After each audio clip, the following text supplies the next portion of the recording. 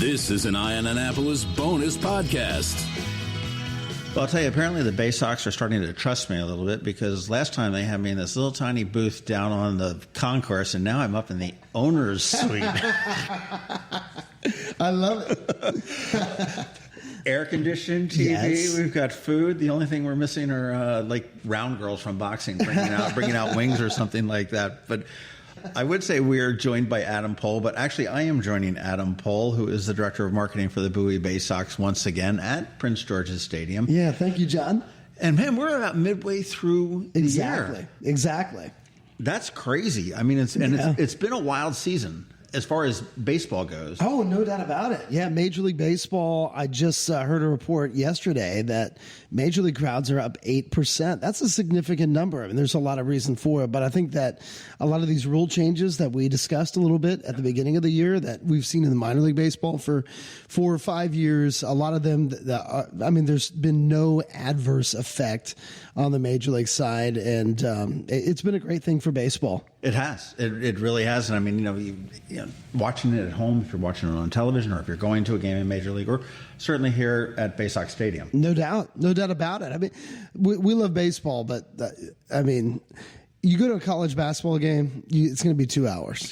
You go to a soccer match, it's going to be 2 hours, and that's important.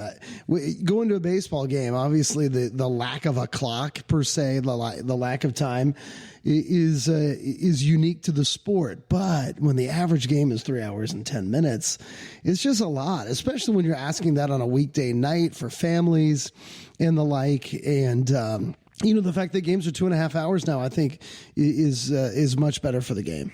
Fantastic. And again, it can't be more convenient than Prince George's Stadium. Yes.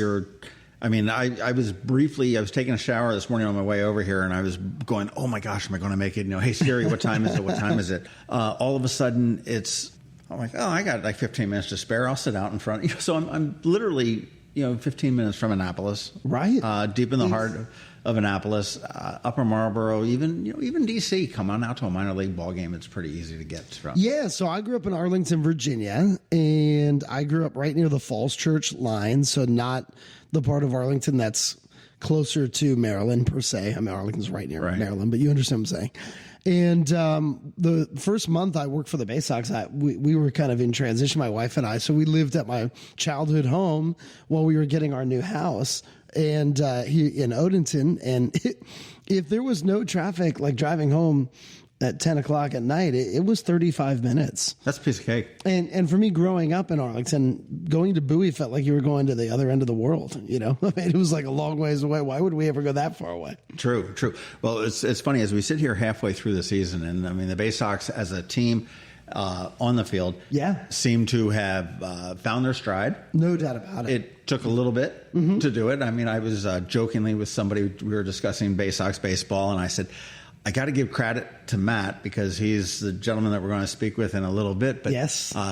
The guy has his synonyms for losing. It was a rough start. It was. There's no doubt about it. But boy, the team's really come on strong. We play a week, the same opponent for an entire week. And It felt like first month or two of the year, those 6-game sets, we were 1-5 or 2-4 every week. It felt like. Yeah. And now they came up short. They dropped another one. Right. 4 or 5 weeks in a row, we've been the team going 4-2 or 5-1. So that's really exciting. And I think that a good thing is the team has stayed very healthy, so we're knocking on wood. And a lot of the top prospects have had a really, really good year. So that's something that really, really stands out.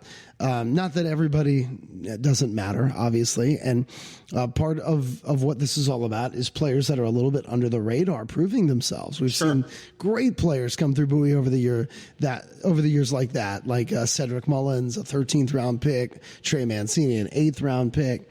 And we're seeing things like that again. But a lot of the most heralded guys coming into the season have had really good years. Absolutely. Well, I'll tell you, and the weather has pretty much cooperated for you guys. Yeah. There haven't been too many rainouts. There have been a couple. Yeah, we had one tough weekend, but where we had to rain out a Friday and a Sunday. But really, altogether, it's been really good. Hey, question for you. When it rains, Okay, obviously everyone groans. Yeah. The tarps come out and everything else. And I mean, if it's a deluge and it's a downpour throughout the whole day, I mean, that's a no-brainer. But how does the call for making, canceling or postponing or a delay, how does that come down? Does that come from baseball operations, or is that stadium operations? Yeah, so it's really an interesting thing. But so my general manager, my boss is Brian Shallcross. He's been at the head of the Baysox for the last 2 decades. Brian is the person that makes the rain call and I always thought it was until the game started, but then somebody corrected me a few years ago. It's actually when the lineup card is exchanged about 5 minutes before the game. And that's universal throughout baseball, that at that point, then the rain is transferred from Brian to the discretion of the umpires. Okay. Yeah. So Brian, for the most part, makes many of the major calls before a game. So if it's just going to rain all night, a lot of times it's easy to rain a game out, postpone a game early, then you don't have staff coming to the ballpark, fans. But I think logistically it probably makes a lot easier on you. Yeah, to turn around and say, okay, it's not playing. Our field is so good at handling rain, so it's not like your front yard, so or even like a youth field. That's an understatement as I look out here. If it's, let's say the Baysox have a game that's at 7:05 and it pours rain at 5 o'clock, just unbelievable rain. Well, and it's done raining at 5:15, and we know it's not going to rain the rest of the night. If we're able to get that tarp on the field, we're going to play. Yeah. So the field will drain, and no the doubt ground crews will be able to get it all dressed up for a 7:05 or a 6:05 start. No doubt about it. Well, one of the big things in your position here at the Baysox is not on the field. It is making sure that the butts that are sitting in the green seats or on the bleachers have a good time when they're here. No doubt. And you are, and they do. I mean, it's a fun position, I imagine. And I have yet to meet a kid that had a crappy time at the Bowie Baysox. They love it when they come out here, as do the adults, except for that one guy that got his back waxed. But that's a whole different. Oh my God, I remember that one. That's a whole different story. But minor league baseball is known for some of the wacky stunts and stuff like that. Yes. And I know that you've had several promotions during the first half. But what do we look forward to coming into the second half of the season with the Baysox? For the Annapolis crowd, I think the Baysox have one of the most unique nights. You already know what I'm going to talk about in minor league baseball, when we have the entire Plebe class of the Naval Academy here. So that's going to be on Friday, August 4th. So we're really, really looking forward to bringing, another great group, fresh midshipmen here from the Naval Academy out to Prince George's Stadium. And the fireworks follow that game as well. But it's really so special. It's the first time the mids get to wear their whites, so it's a really proud moment for them, and they get to do it at our stadium. So I don't think, there's 120 teams that play minor league baseball, and there's nothing like that in the entire country. I agree. I mean, we're fortunate to have the Naval Academy in Annapolis and everything else, and it's a magical night here at the stadium. And if you've never seen about 1,000 young men and women second guessing their life's decisions at one time. It's so funny too, because there is, when they go through Plebe summer, I know that they're not eating much sugar, right? So it's just amazing to watch, the amount of sugary drinks or cotton candy or things like that. Like the concession stands are rocked on that night. I mean, their calorie intake is through the roof, but their exercise intake or outflow is also through the roof. So it balances out. I think I read somewhere where they're consuming something like 5,400 calories Can you a imagine? day. But they're working it off, and they're dropping the weight, and they're getting in shape and everything else. And thank God we've got these 1,000 people a year that want to serve our country like this. So from all over the country too, which is wonderful. And that is August 4th? Correct. So it's going to be a Friday night, Friday, August 4th. And come on out to the ballpark. I mean, this is something that, it's always fun to go to a game and everything that comes along with it. But this is really a special night. For sure. Now, I noticed on the website, you've got a number of nights that are called intern takeover days. And I'm kind of curious as to do they tie you up and leave you guys in the closet and just, okay. It's funny that we're talking about this right now, because we are in in the period of our Orange Ambassadors is our internship program. We have 10 to 12 college students this year. Most are locals, but they could go to college anywhere. So we've got students from all around, really the East Coast this year. We don't have many that stray away from the East Coast that are with us this year, but they come to us as a marketing staff and they pitch us on 3 different ideas.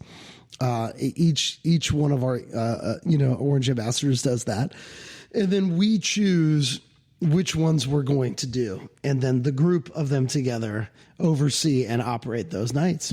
Oh, that's pretty cool. So it's sort of like a little pseudo Shark Tank here for minor league ball. Yeah, no doubt about it. And then they go back to school and they've got a feather to put in their cap and on their LinkedIn. Yeah, it's a fun summer, and it's one thing that I look back at my college time, and it was the only thing from my college years that I would change is that my dad got in a car accident 2 weeks before I was coming home for summer, and I needed a job that made me some money.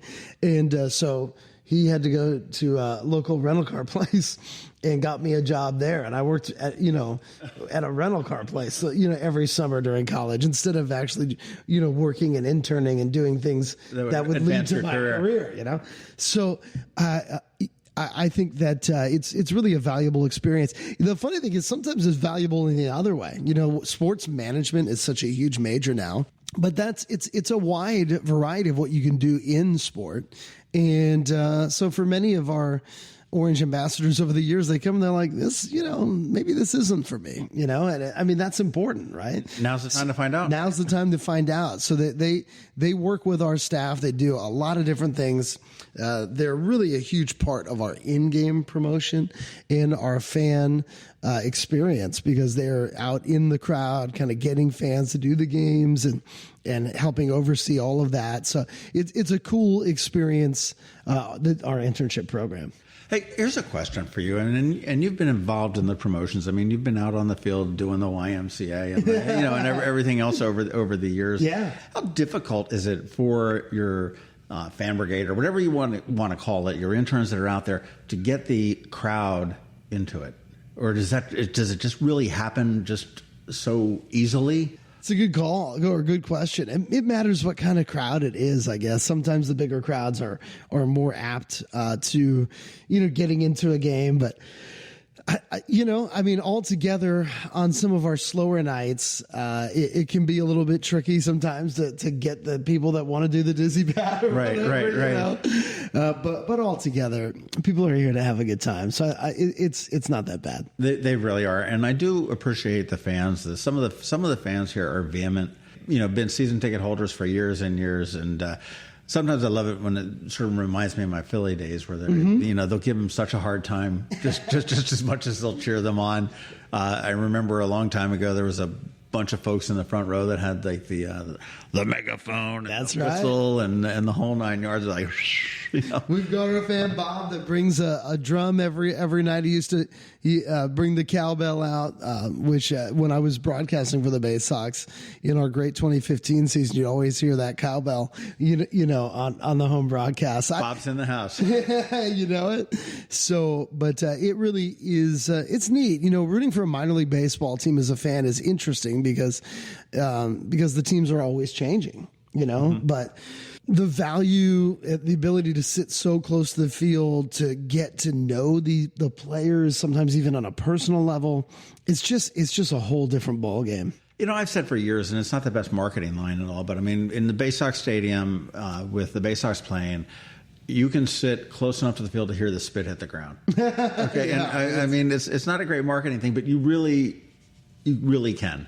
We've added some safety things, we've added some netting and stuff like that now, but it's a wonderful experience. If nobody has ever been here, totally worth less than the cost of a movie ticket. No doubt. It's very convenient. That's something that in this marketing role, need to find a way to try to promote even better. It's just the little things, One of the hardest things about going to a major league game is the parking situation. You're driving into a major city a lot of times around a rush hour time. Sure. Then you gotta park, and it costs money to park, and you're a long way from. I have a 4-year-old, so I'm kind of in this world, where it's like, it can be a pain. So for here to just be able to park a few hundred feet from the, from the front gate, and parking is free. That's such a big deal. What's amazing though, you turn around, if you have $100 bill in your pocket with 3 kids and a wife or a spouse, come here, you can have an entire night of entertainment and go home with change. Yes, most definitely. With a piece of cake. And I remember way back when I took my family to a Ravens game. Mm-hmm. And actually, David Modell was a roommate of mine in high school. Oh, wow. And he wasn't able to get me tickets, so I had to jump out and pay for them myself. Come on, David, help us out here. So it was, I wasn't able to get tickets. So by the time I paid the tickets, I think it was like $1.20 a ticket. They were good seats. So, sure. But, with 3 kids, and then it was like $30 to park. And then the beers were like $12, and it was the hot dogs were like $9, and I'm sitting there going, I just dropped $1,200 on 3 hours. Yeah, and I'm like, that's half a season at the Baysox. Yeah. So affordable family fun is the minor league baseball moniker. There's no doubt about it. It's funny because I feel that Major League Baseball over time has really tried to mimic many of the things that minor league baseball has done. And one of my stories I love to tell is that when I started in the minors 20 years ago, our nationwide, the big thing about the minors was all the extra entertainment, and that it was just more than a game, So I was with a team in Roanoke, Virginia, the Salem Avalanche, and our big thing was Salem Avalanche baseball. It's more than just a game. And then about 6 or 7 years later, I'm listening to it probably was even a little bit later. The Yankees were having a 500 season, which of course for them is terrible, and they're promoting things like, you got to come out to the ballpark, New York Yankees baseball, more than just a game. And I was like, if the Yankees aren't more than just a game, what? I mean, that's crazy. So what we've done on the minor league side to try to differentiate ourselves is that affordability factor, number one, and then also to do some experiential type of opportunities. We do in the winter a 12 Days of Christmas thing, right, where you can buy a unique experience, taking batting practice in the field off of a coach, or coming and announcing, an inning of on the public address, things like that. That you could never do that at a major league game, and that's kind of cool. That really is. Well, you talk about. I know that we run spots as the Baysox are coming home. Sure. Make the Baysox your 9-inning vacation. That's right. Perfect. And it's easy, very easy and local. There's a few things, too, that I think I've been thinking about as far as the experience of coming out to a ballpark. A lot more people are working from home, and it's like, if you were working in an office and then you drive, through rush hour traffic home and you get your kids, you're exhausted. But if you're working at home and you're at home all day, you might be a little bit more antsy on a Wednesday or Thursday night to go do something Sure. at night with the kids. And I think that may help baseball at large. Things like that. It's just these little things. Well, with school being out, sure. Come on, kids, get in the car. No doubt. Let's go. We'll be there in 15 minutes. And exactly, we'll be home by 10 o'clock and be a piece of cake.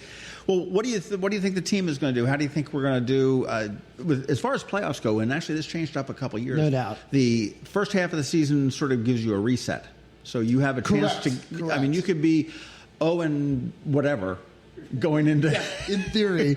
And I'll be honest, I didn't really like that. The rosters change a lot on minor league teams. That's why they did that, so that a team that got off to a really bad start and gets a lot of new players, and is really good at the end of the year, can be rewarded for that. But the Baysox could be that, right? Because we were the worst team in our division in April and the early part of May. But obviously we are playing like one of the best teams in our division now here at the middle part of the year.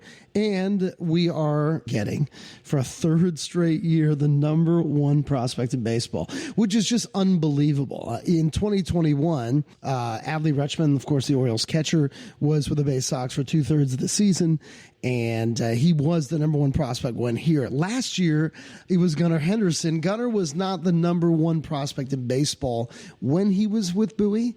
So he was with Bowie the majority of the first half of the season, probably the first 40% of the year.